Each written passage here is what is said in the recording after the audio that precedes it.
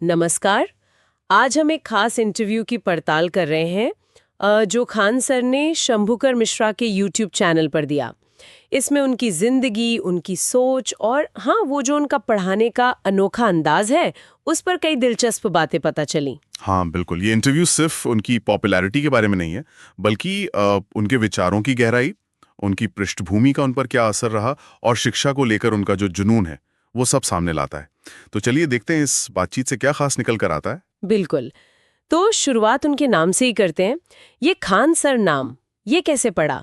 Interview में उन्होंने बताया कि असल में ये पूरा नाम न बताने की एक शर्त थी। हाँ, कोचिंग मालिक की शर्त थी और फिर वो कहते हैं ना, वही पहचान बन गई।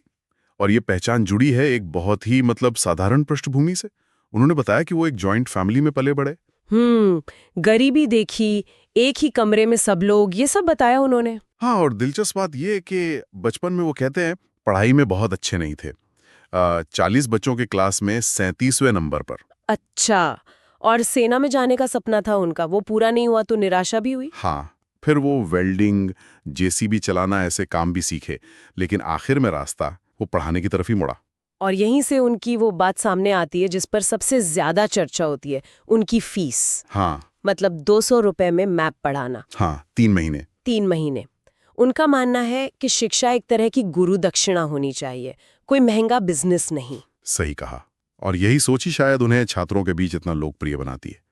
लेकिन हाँ, ये कोचिंग इंडस्ट्री के लिए एक सवाल तो खड़ा करती है। बिल्कुल, और फीस के साथ साथ पढ़ाने का तरीका भी। हाँ, वो भी बहुत अलग है।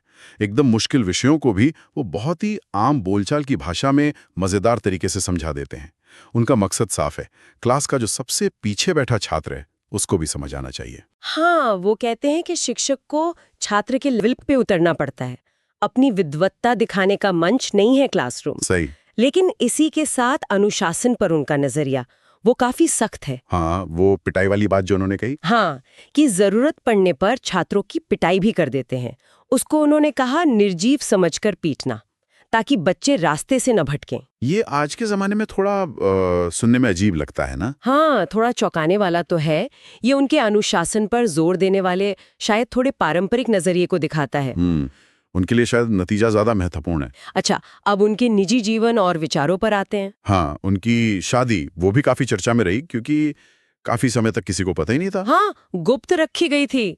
उन्होंने बताया कि ये पूरी तरह अरेंज मैरिज थी। बिल्कुल सादगी से, कोई दिखावा नहीं, दहेज नहीं।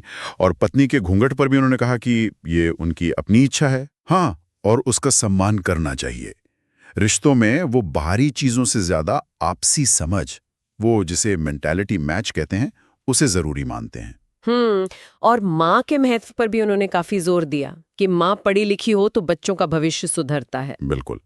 समाज और देश के विकास पर भी उनके विचार सुने, काफी बेबाक हैं। हाँ, वो 2047 तक देश बदलने वाले दामों पर सवाल उठाते हैं। कहते हैं कि पहले आज की जो समस्याएं हैं, गरीबी, बेरोजगारी, शिक्षा, स्वास्थ्य, उन्हें तो ठीक करें। सही बात है। उनका कहना है कि देश लोगों से बनता है। लोग बेहतर होंगे तो देश अपने आप बेहतर हो जाएगा। मीडिया को लेकर तो वो काफी नाराज दिखे। हाँ, कुछ मीडिया हाउस को विष कन्या तक कह दिया कि ये समाज में जहर घोल रहे हैं। उनका मानना है कि ये जो 24 घंटे न्यूज चलती है, इसकी जगह स्किल डेवलपमेंट जैसे कार्यक्रम होने चाहिए। राजनीति और प्रशासन पर भी उनकी राय एकदम सीधी है। जैसे अपराध नियंत्रण के लिए वो योगी आदित्यनाथ के सख्त मॉडल की तारीफ करते दिखे। ये उनके सख्ती वाले रवैये को फिर दिखाता है। बिल्कुल। और एक और दिलचस्प बात, वो पाकिस्तान पर ऑपरेशन सिंदूर वाला जो मामला था, हाँ, वो भारत की मिसाइल जो पाकिस्तान में गिर गई थी, उस पर उन्होंने असंतोष जताया। कहा कि ये संदेश देने का एक बड़ा मौका था जिसे ठीक से इस्तेमाल नहीं किया गया। और इसमें चीन का एंगल भी हो सकता है, ये भी कहा उन्होंने, भारत में निवेश रोकने के लिए।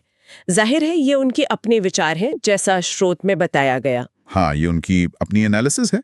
और आरक्षण पर भी उनका एक सुझाव था। हाँ, क्या था वो? कि जो लोग क्रीमी लेयर में आ गए हैं, मतलब सक्षम हो गए हैं, उन्हें अब स्वेच्छा से, खुद से ही अपनी जाति के जरूरतमंदों के लिए आरक्षण छोड़ देना चाहिए। अच्छा, लेकिन पारदर्शिता के साथ। हाँ बिल्कुल, पारदर्शिता जरूरी है। तो कुल मिलाकर देखें तो इस इंटरव्यू से एक ऐसे शिक्षक की तस्वीर उभरती है जो बहुत बेबाक है, अपने सिद्धांतों पर चलता है, शिक्षा को एक मिशन की तरह देखता है। हाँ, और सामाजिक राजनीतिक मुद्दों पर अपनी राय रखने से बिल्कुल नहीं झिझकता। सही। निश्चित रूप से। और उनकी कहानी ये भी दिखाती है कि कैसे मतलब जमीनी स्तर से जुड़कर भी शिक्षा जैसे माध्यम से एक बड़ा बदलाव लाया जा सकता है, भले ही तरीके पारंपरिक लगें या अपारंपरिक। हाँ, उनकी सफलता सिर्फ पढ़ाने के तरीके में नहीं है, बल्कि उस सोच में भी है जो कहती है कि ज्ञान जो है वो व्यापार नहीं, सेवा है। बिल्कुल। और यहाँ हम एक सवाल छोड़ जाते हैं सोचने के लिए। क्या समाज को बदलने के लिए बड़ी-बड़ी योजनाओं से ज्यादा जरूरी है कि व्यक्तिगत स्तर पर लोग सादगी अपनाएं और संसाधनों को सिर्फ अपने लिए जमा न करके दूसरों तक पहुंचाएं, जैसे खान सर की वो कम फीस वाली पहल है? क्या ये उस बदलाव की दिशा में एक ज्यादा